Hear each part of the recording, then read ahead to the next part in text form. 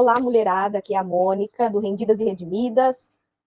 Hoje eu quero falar um tema com vocês muito importante, que é tabu dentro da igreja, mas muito necessário para a gente falar, né? Muito real e que acontece.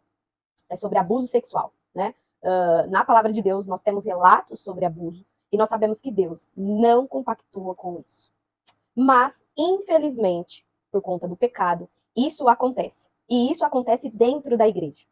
Então, por isso que eu quero abordar esse tema através da história de Tamar, filha de Davi, que foi violentada pelo seu meio-irmão Amnon, né? Então, nós vamos hoje meditar um pouquinho sobre isso, né?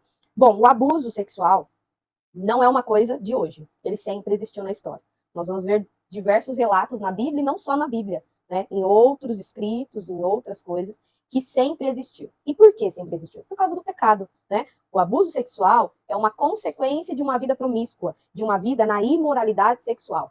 Todo aquele que peca na imoralidade sexual, em algum momento, se não há arrependimento, mudança, transformação, ele pode chegar a cometer esse tipo de crime, que é um crime, né?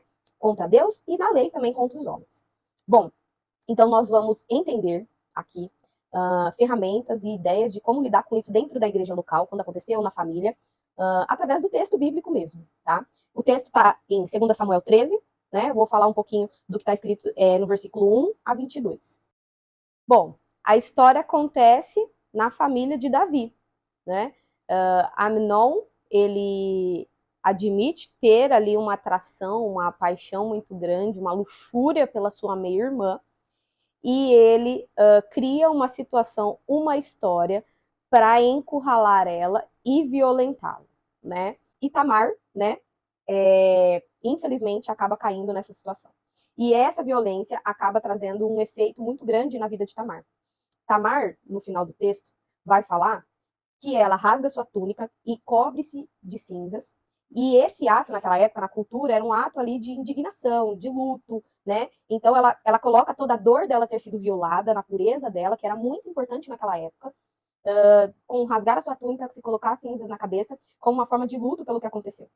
E essa história nos lembra como realmente o abuso viola a vida da vítima. Como o abuso marca tão profundamente a vida de uma vítima, né? Tirando toda a dignidade, toda a pureza.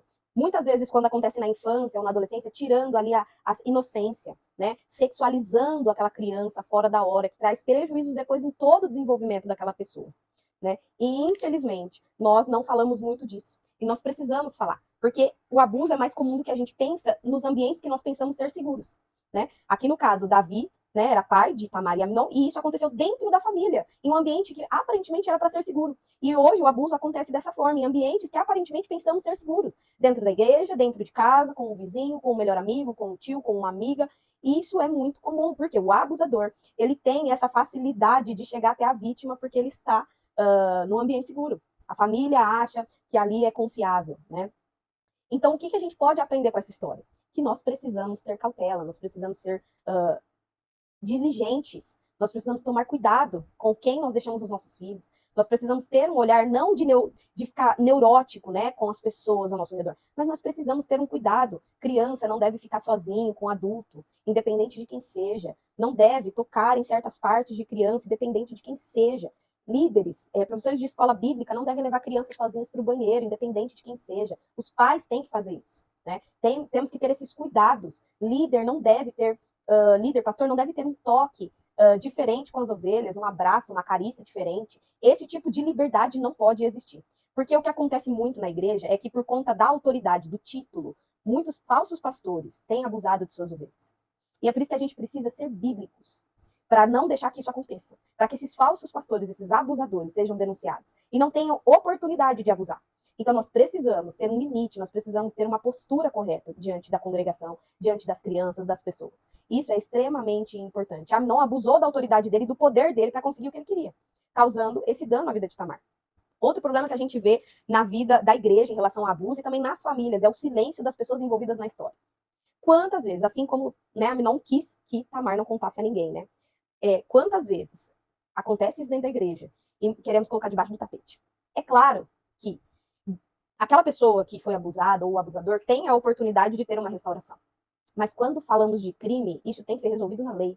Não há como a gente esconder e colocar embaixo de pano. Deus não compactua com isso. outra questão que acontece é que a violência sexual pode ocorrer em qualquer lugar. Normalmente, a gente tem aquele pensamento assim: comigo nunca vai acontecer, com o meu filho, com minha filha, nunca vai acontecer, na minha igreja nunca vai acontecer. E esse é um grande erro, porque aí nós folgamos, nos acomodamos com os limites, com os cuidados, e é aí que acontecem os abusos, como Tamar, infelizmente, folgou, acabou achando que era aquilo mesmo, ficou vulnerável ao seu irmão, ao ter que cuidar dele, sendo obrigada por ser mulher, né? E aquele ambiente foi propício para que ela fosse abusada.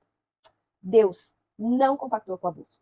Não importa se você sofreu abuso na igreja, na sua família, não importa qual lugar que foi. Saiba que Deus não tem parte com isso. Deus quer restaurar a sua vida. Deus quer transformar a sua vida. Ele quer transformar a dor do abuso, a ferida do abuso, em algo que floresça para a glória dele. Se você precisa de ajuda, esse é o lugar para você pedir ajuda. No Rendidas e Redimidas você pode ter ajuda. Você tem um lugar seguro para falar, um lugar seguro para ser curada, ser ouvida e aconselhada diante da palavra. E é isso. Segue, compartilha, porque esse assunto precisa ser falado.